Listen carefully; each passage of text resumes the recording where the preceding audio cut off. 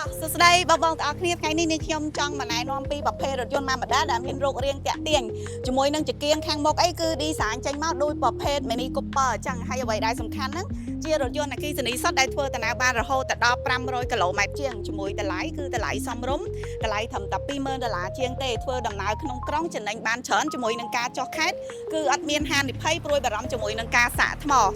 ឥឡូវនេះកុំឲ្យខាតពេលយូរអញ្ជើញមកទស្សនារូបរាងរថយន្តទាំងផ្នែកខាងក្នុងផ្នែកខាងក្រៅដែលមានសភាពតាក់ទាញខ្លាំងជាមួយនឹងនាងខ្ញុំទាំងអស់គ្នា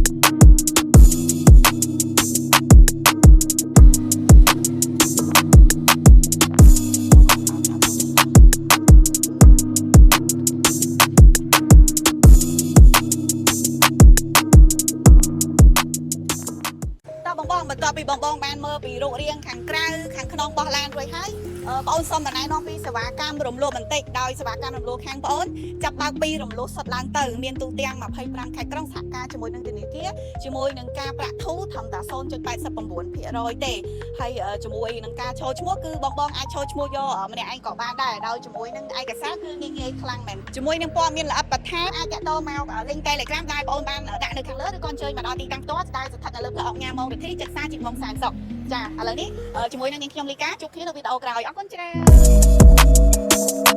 ន